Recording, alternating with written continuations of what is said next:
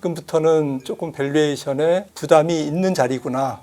여기서 더 올라가면 주가가 비싸진 것만큼 악재는 없습니다. 뭐 조금 부담스러운 재료가 말씀 주셨던 이제 금리, 영국 재금리가 10년물이 5.1, 일본 금리도 많이 올라갔고 미국 금리도 지금 뭐 30년물이 5% 뚫었다가 뭐 왔다 갔다 하는데 이런 것들이 제가 볼 때는 인플레이션의 압력밥솥의 압력이 올라가 있어요. 특히나 작년부터 미국이 국채를 많이 발행했지 않습니까? 올해도 많이 발행하고요. 연간 한 10% 가까이 증가율을 보이고 있는데 그런 상태에서 민간 기업들이 올해 하이퍼스케일러들이 많이 회사채를 찍었죠. 민간 기업들도 채권 공급자로 나서고 있기 때문에 전체적으로 채권 시장에 금리가 올라갈 소지가 굉장히 많은 거죠. 그러면 박사님 어쨌거나 지금 뭐 금리든 환율이든 주식이든 당분간은 조금 변동성 장세를 저희가 각오를 해야겠네요. 네, 변동성은 뭐 그냥 같이 달고 살아야 될 것 같아요. 달고 살아야 된다. 그것보다는 저는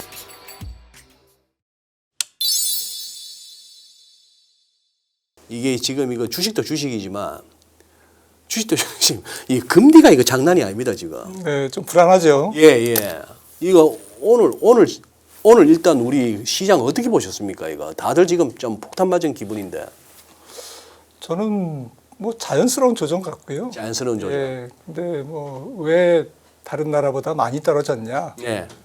홍콩 2%, 중국 1%, 뭐 일본도 뭐 한 2% 정도인데. 예.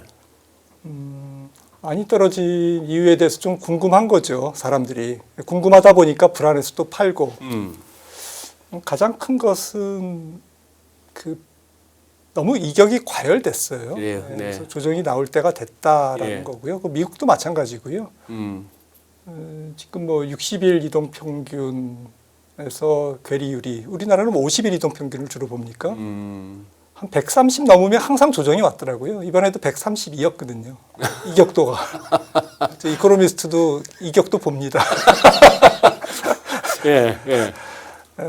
경제 분석은 뭐 약간 기술적 분석이 많거든요. 예. 그래서 저도 차트 분석을 좋아하는데 뭐 대가 앞에서 말씀을 드리지만 아무튼 뭐 60일간 평균보다 너무 과하게 오를 때는 지난번에 제일 높았을 때가 137에서 폭락했고요. 대부분은 뭐 125에서 130대 초반에서 하락하곤 했습니다. 이번에도 한 132, 3 정도 됐기 때문에 조금 피로도가 쌓인 상태. 그리고 오늘 미중 정상회담에서 뭔가 너무 친밀하게 또 뭐 어찌 보면 트럼프 대통령이 저자세, 그리고 시진핑 주석은 중국은 조금 고자세, 뭐 이런 분위기가 혹시 조금 중국에 대한 제재, 예를 들자면 뭐 반도체라든지 반도체 장비, 지금 매칭 액트 이게 지금 케이스 바이 케이스로 미국 마음대로 조절을 할 수가 있고, 그 다음에 통행세도 25% 지금 미국의 반도체가 중국으로 갈 때 뭐 이런 여러 가지 제재가 있는데 가장 큰 제재는 이제 그 반도체 장비, 핵심 장비, 뭐 SUV 노광 장비라든지 이런 장비에 대한 제재인데 혹시 거기까지 혹은 뭐 태양광이라든지 뭐 2차 전지라든지 뭐 이런 쪽 중국의 제재로 인해서 우리가 조금 편안하게 느껴졌던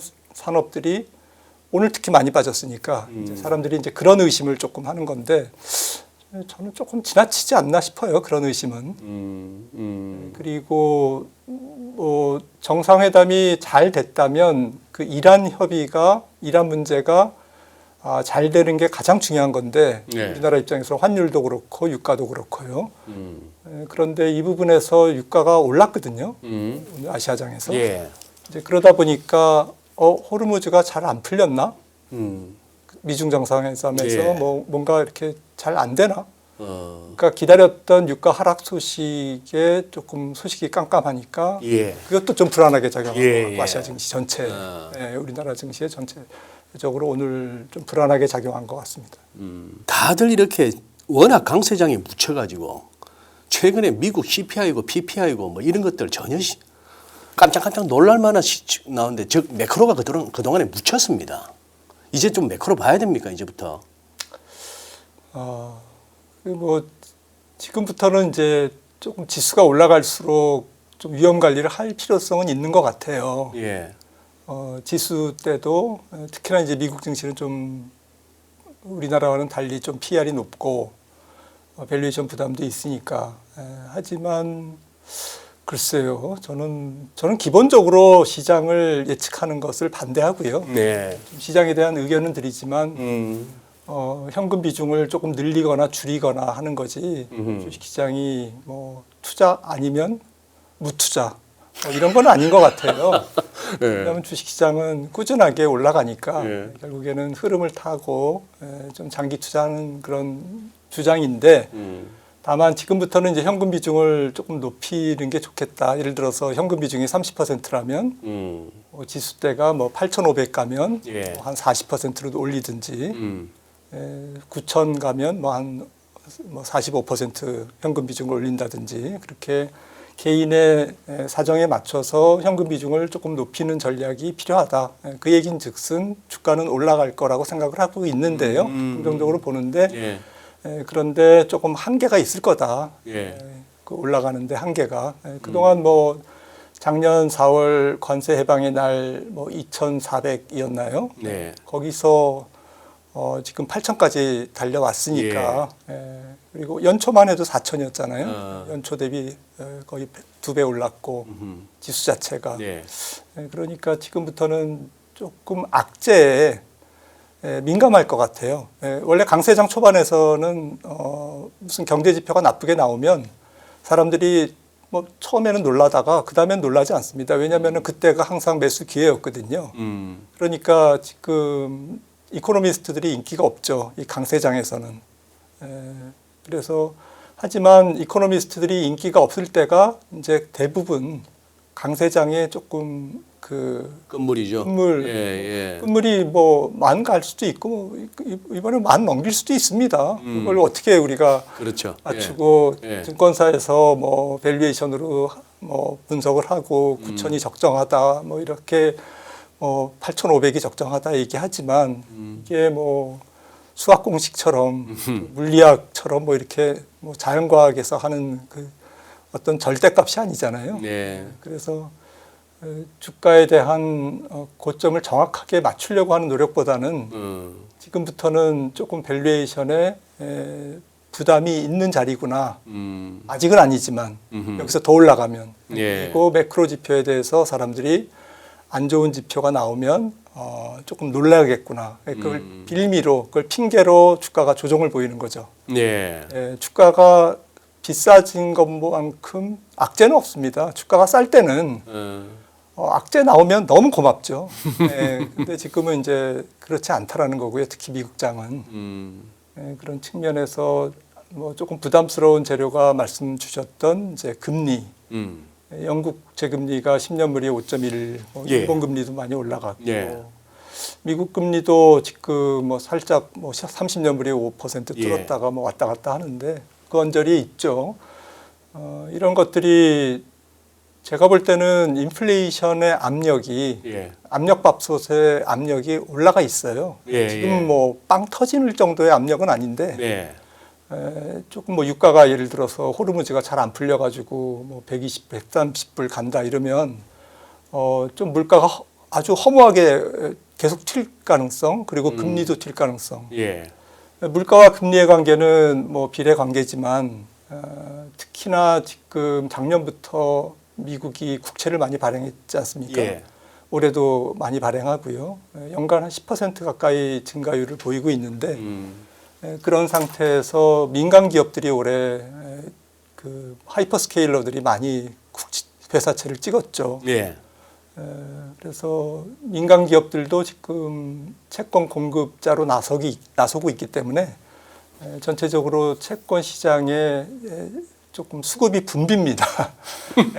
그래서 금리가 올라갈 소지가 굉장히 많은 거죠. 금리에 영향을 가장 미치는 인플레이션율은 호르무즈 유가 부분을 제외해서 보더라도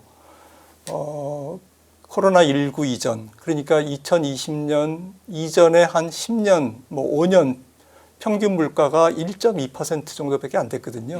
미국 CPI가. 근데 코로나 지나면서 2%대에서 놀고 있어요. 2%대 초반에서. 예. 아마 기억 다 하실 겁니다. 시청자분들이 2.3, 2.5. 예, 그렇습니다. 근데 지금 이제 3.8이 찍힌 거거든요. 예. CPI 4월 예. 헤드라인이 100불에서 3.8이 찍히면 만약에 120불 가면은 5%는 당연한 계산이거든요. 아하.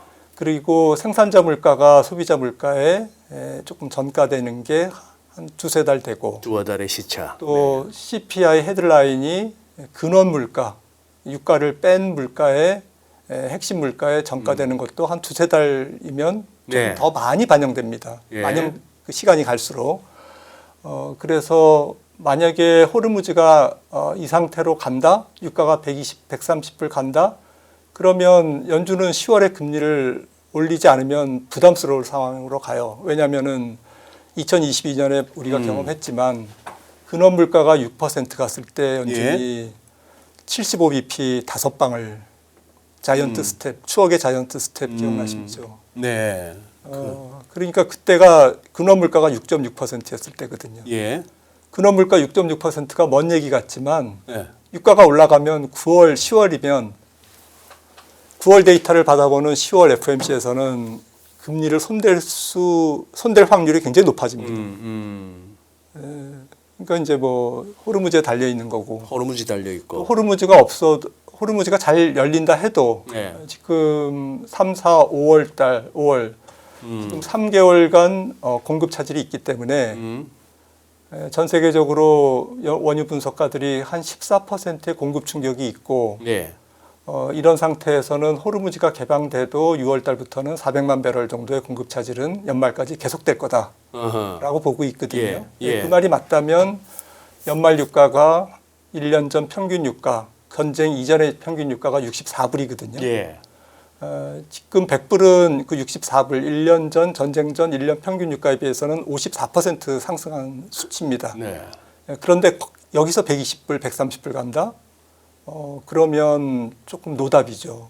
노답이다. 예. 이런 약간 절체절명의 상태에 있습니다, 지금. 절체절명의 상태. 예. 일단 여기서 유가가 더 뛰면 안 된다, 안 되네요. 진짜 심각한 거는. 예. 고로 트럼프는 온몸을 다 바쳐서 호르무즈를 뚫어야 됩니다. 뚫어야 된다. 그걸 뭐 모를 리가 없죠. 미국 사람들이. 그러니까요.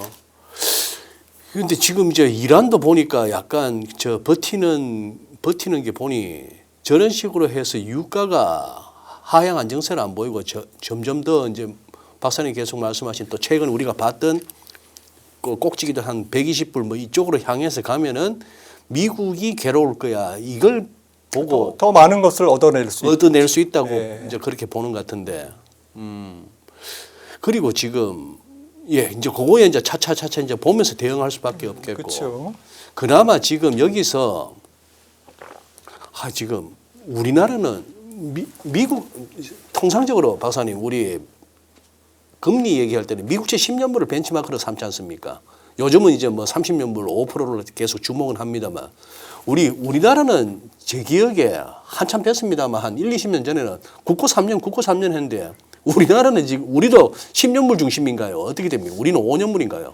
제일 많이 발행하는 거는 5년물로. 5년물이고. 5년물이 benchmark. 제일 많이 발행하는 게 우리나라는 이제 보통은 벤치마크지 않습니까? 네, 그렇죠. 5년물, 10년물을 뭐 많이 보고. 우리도 5년물, 10년물 정도로. 10년물은 국제 비교를 해야 되니까. 예. 그러면 뭐 같은 10년물이라고 했을 때 아니 저는 참 그거 한 게 이게 우리 채권 쪽으로 하시는 분들이 채권 쪽으로 투자하시는 분들이 참 쉽지 않겠다 싶은 게 금년에는 또 은근히 WGBI 우리 편입한다고 그러면 또 기계적으로 담는 자금이 들어오니까 네. 채권 매수세가 강할 거야라고 했는데 우리도 10년물 중심으로 보겠습니다. 52주 가격 변동폭이 2.668하고 4.247 오늘 4.246인데 금리는 계속 오르고 채권 가격이 떨어지기만 했습니다. 뭐 WGBI니 어쩌니 뭐 기대감은 컸습니다만 우리도 지금 구조적으로 계속 금리가 오르네요. 또 환율 뭐 영향도 있을 거고요. 예. WG 그게 위기 작용은 한 70조 정도 들어온다고 그러죠. 예. 그런 거는 뭐 들어올 거는 오는 거는 맞는데 그런 걸 반영하더라도 조금 사자가 조심스럽고 또 일부는 뭐 들어오는 걸 또 이미 좀 반영했다라고 볼 수도 있는 거고요. 아무튼 우리도 뭐 조금 뭐 국가 부채도 조금 늘어나고 있고 국제 발행도 늘어나고 있는 데다가 예. 환율이 그렇게 위로 자꾸 움직이니까 금리가 잘 안 떨어지고 있습니다. 우리나라 지금 현재 재정 상태도 지금 국고채 금리가 내려가기가 힘든 상황인가요? 예,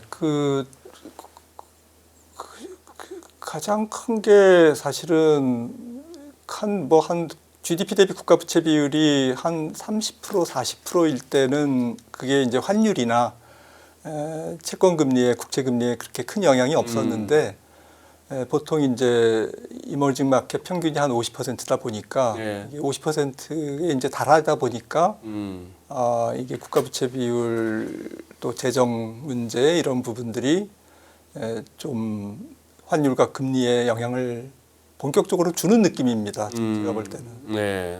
예. 그리고 지금 오늘 약간 일본 국채, 일본 10년물도 2.7%까지 왔네요. 일본이 재작년입니다만 벌써 BOJ 금리 인상 한번 하다가 이제 전반적으로 시장이 한번 그때 휘청했습니다만 그동안 계속 미루었고 다카이치 총리 된 이후로 BOJ도 함부로 시장에 악영향을 줄까봐 금리는 못 올립니다만 일본도 지금 올려야 되는 상황 아닌가요, 금리? 네, 물가가 계속 부담을 주고 있기 때문에 뭐 천천히 올리는 선택을 하겠지만 방향은 올라가는 방향이다라는 것은 뭐 부정하기 어렵고요. 하지만 뭐 급하게 올릴 생각은 없는 거죠. 그건 없는 가장 거고. 큰 게 일본 국가 부채 비율. JGB 금리가 1% 포인트 올라가면 뭐 수조엔이 부담이 되니까. 예. 네. 지금 뭐 GDP 대비 국가 부채 비율이 230%인가요, 미국이, 일본이. 그러다 보니까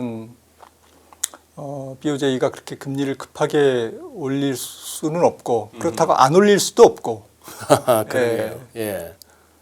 올리면 계속 엔화도 약세로 갈 거고 엔화 약세의 물가 상승이라는 악순환 고리에서 벗어나질 못하니까.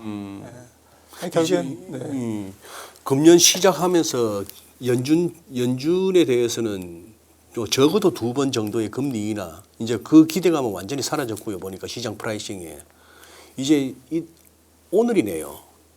케빈 오시가 이제 취임합니다. 네, 15일이네요. 오늘 이제 케빈 오시가 취임하고 뭐 파월은 방 빼라니까 안 빼겠다고 했으니까 이사 자리로 남는 거고. 네. 그러면 지금 이게 트럼프 대통령이 원하는 금리 인하가 지금 현재 지표상으로는 조금 무리 아닙니까? 일단은 유가가 안정되지 않으면 뭐 꼭 내리지 못하는 건 아닌데. 내리지 왜냐면은 못하는 건 아닌데. 네, 뭐 유가라는 거는 뭐 다시 떨어질 수도 있는 건데 이게 다시 올라갈 수도 있잖아요. 그러니까 연준은 아무것도 못하는 거죠. 현재. 네, 사실은 뭐 연준이 잘못해서 유가가 올라가는 것도 아니고 유가가 올라가서 물가가 올라가는 게 미국 사람들이 소비를 많이 해가지고 올라가는 것도 아니고 네. 수요 견인 인플레이션이 아니기 때문에 사실은 연준 입장에서는 금리를 굳이 안 올려도 되는 상황이지만 뭐 2022년도에도 코로나 약간 공급망 차질이 같이 가세됐습니다마는 뭐 그때도 유가가 7, 80불에서 125불까지 가면서 러우 전쟁으로 인해서 그러면서 이제 공급망 충격이 같이 왔거든요. 네. 유가 충격이랑. 그랬을 때 인플레이션이 어마어마하게 폭등하고 그런 경험이 있기 때문에 지금 뭐 인하 쪽으로 카드를 만지기에는 일단은 유가의 장애물이 제거돼야 되는 그런 상황이고 유가가 안정되지 않은 상태에서는 연준은 아무것도 할 수 없는 내리지도 못하고 올리지도 못하는. 근데 한 가지 다행스러운 것은 뭐 2022년처럼 저도 그런 생각을 해봤습니다. 그게 그때는 코로나 때 많은 노동 공급이 줄어가지고 그리고 리오프닝 경제 때 굉장히 인플레이션이 팍 튀었잖아요.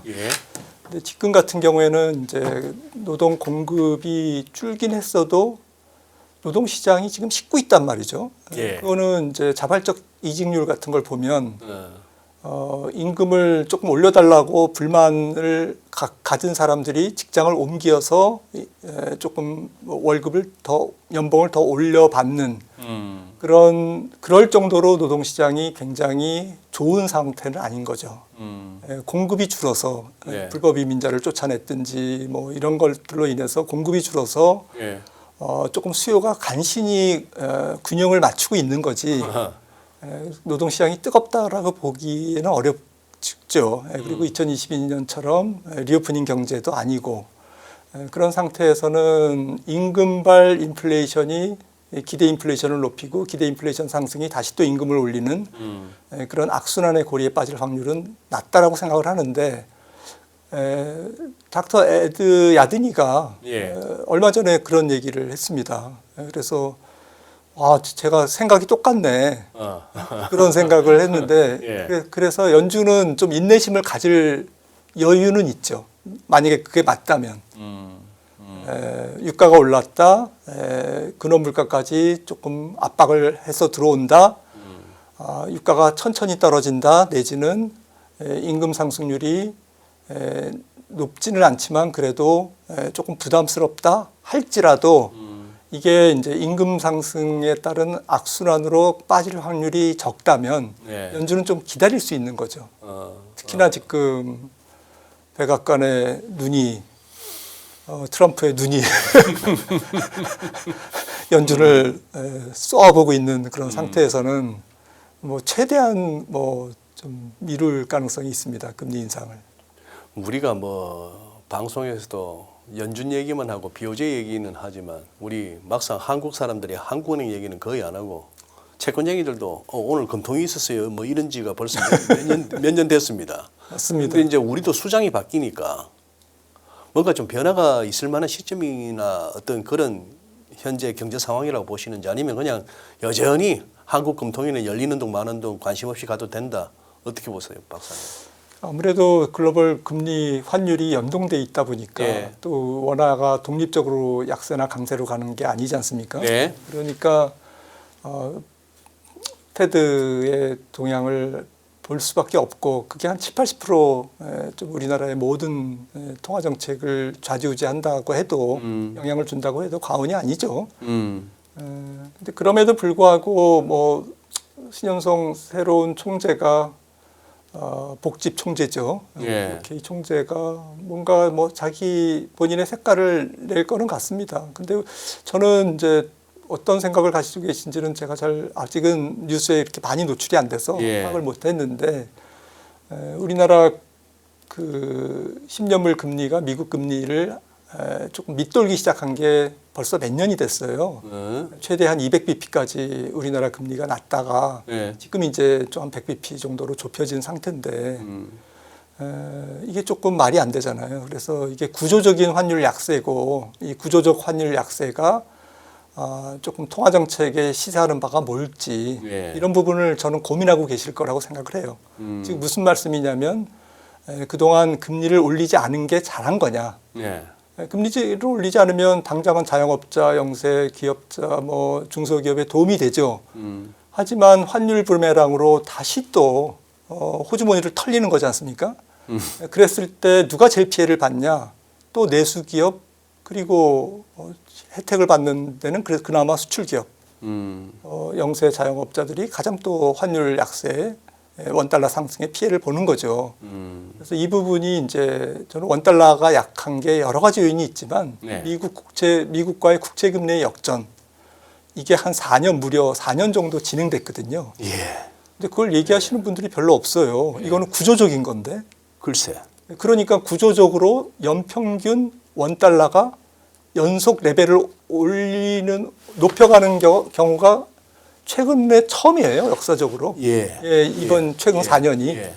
매년 연평균 원달러 환율이 올라가는 예. 계단식으로 예. 이런 적이 없었다니까요. 그 본질적인 원인이 금리 차가 굉장히 크다.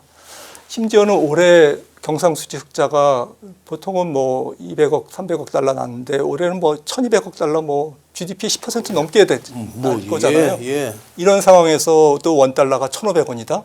원하는 약세다. 예, 그러면 도대체 반도체가 얼마나 돈을 벌어야 되고 수출 기업이 얼마나 경상수지 흑자를 내줘야 원달러는 1,400원대로 밑으로 가냐? 이런 퀘스천이 생기는 거죠. 네. 그러니까 본질적인 다른 요인이 있다라는 거죠. 본질적인 다른 요인. 네, 뭐 대미 투자도 있겠지만 지금 그런 데에 대한 뭐 지금 마가 프로젝트에 우리나라 대미 투자 200억 달러 투자하는 것도 영향을 주겠지만 환율 시장에 저는 그런 부분을 아마 한국은행이 고민하지 않을까, 고민하고 있지 않을까 생각을 합니다. 아니 참 우리 한국의 기준금리라고 얘기하는 정책금리나 채권 수익률로 나타나는 시장금리나 이게 한국이 미국보다 금리가 낮다는 것도 웃기고 이 낮은 상태가 몇 년 동안 이어지면서 말씀하신 대로 경상수지 흑자는 우리가 과거에 보증보다는 엄청난 규모로 하는데도 원화는 계속 약하고 이게 뭔가 이유가 있을 텐데 그 이유들을 잘 언급들도 안 하고 싶어 하지도 않고 그저 당장 월요일날 바로 직접 바로 곧바로 반등 나올까 또 반등 나왔다 똑바로 박을까 뭐 이것만 지금 신경 쓰고 있습니다. 모든 국민이 지금 전부 이것만 하는 거에 내 포트 우회되느냐 이것만 보고 있고 그런 상황이 됐습니다만 야, 좀 웃기지 않습니까? 금리가 언제부터 이렇게 돼버린 거예요? 근데 전 세계 금리가 뭐 아까도 미국 팬데믹 이전 뭐 이후 뭐 우리나라도 마찬가지죠. 예. 물가 상승률이 높아진 게 저는 코로나 영향이 컸던 것 같아요. 예? 코로나라는 사건의 영향력이 예. 생각보다는 오래 예. 세계 공급망 차질에 영향을 미치고 있고 특히 트럼프 2기에 들어서 관세 정책이나 또 보호무역주의 이런 것들이 조금 무역 가격을 뭐 어제 미국에서 무역 수입 물가 지표가 나왔지만 이런 그 옛날에는 가장 싸게 들여와서 가장 싼 곳에서 생산을 해서 가장 비싸게 팔 수 있는 곳에 수출을 했지 않습니까? 그런데 지금은 이문이 안 남더라도 뭐 공장을 지으라 그러면 지어야 되고, 예. 그러니까 전체적인 뭐 이렇게 그 원가가 알게 모르게 올라가지 않겠어요, 당연히. 예, 그리고 뭐 갖고 있는 자산을 전부 모든 국가가 전략 자산화 시키잖아요. 뭐 히토류를 많이 갖고 있는 애들은 히토류를 전략 자산화하는 거고, 뭐 헬륨이 있는 데는 헬륨을 전략 자산을 해서 옛날에는 이웃집 좋은 아저씨처럼 이렇게 막 주고, 아니 뭐 좀 많이 줘 그러면 네 드릴게요 이랬는데 예. 지금은 잠깐 생각해 볼게요. 예. 이러잖아요. 예. 그걸 이제 다른 뭐 저기 바게닝 파워로 쓴다든지 뭐 이런 상황으로 지금 블록화, 보호무역주의화 이렇게 되고 있기 때문에 기존에 우리가 팬데믹 이전에 봤던 자유무역주의 또 팬데믹으로 인한 공급망 차질 이런 것들이 어우러져서 뭔가가 지금 복잡하게 원가 상승 요인이 지금 당장은 드러나고 있지 않지만 조금 1년 지나면 비싸졌네? 알루미늄 가격 비싸졌네? 뭐 무슨 원자재 가격, 반도체에 들어가는 헬륨 가격 올라갔네? 이렇게 되는 거죠. 그러면 그게 전체적으로 뭐 노트북, 핸드폰, 뭐 가전제품에 다 전가되지 않습니까? 예, 자동차에. 예. 네, 그렇게 되고 있는 것 같아요. 그래서 고물가의 조금 뉴노멀 현상이라고 그럴까? 근데 그게 이제 확 튀면 괜찮은데 서서히 올라가니까 금리도 서서히 올라가는데 같이 올라가는 거죠. 지금 말씀 주셨던 것처럼. 그런데 이제 이게 취약하니까 압력밥솥에 물가와 금리의 상승 압력이 높아졌으니까 예. 뭔가 촉매가 있을 때 그게 이제 스파이크를 확 일으켜가지고 뿅 튀었다가 예. 그러면 수요 파괴로 다시 또 내려왔다가 이런 현상이 나타나는 거죠. 채권 시장에서도 변동성이 클 거다라는 거죠. 그런 게 이제 과거 뭐 코로나 이전과는 조금 다를 거다라고 생각을 합니다. 그러면 박사님 어쨌거나 지금 뭐 금리든 환율이든 주식이든 당분간은 조금 변동성 장세를 저희가 각오를 해야겠네요. 네, 변동성은 뭐 그냥 같이 달고 살아야 될 것 같아요. 달고 살아야 된다. 그것보다는 저는 뭐 그냥 펀더멘탈이 오히려 더 중요할 것 같아요. 펀더멘탈이. 네. 그러니까 우리나라 예를 들어서 반도체 시가총액이 한 3,000조인데 예. 지금 올해 몇 조 버냐? 지금 뭐 600조 번다는 거잖아요. 예. 그러면 PR 5배니까 아직은 조금 남았겠네. 위로. 잘은 모르지만 뭐 오늘 같은 날 그런 생각하면 뭐 그렇게 불안하지는 않죠. 저는 그렇게 생각을 합니다. 예, 알겠습니다. 또 펀더멘털을 보라 하시네.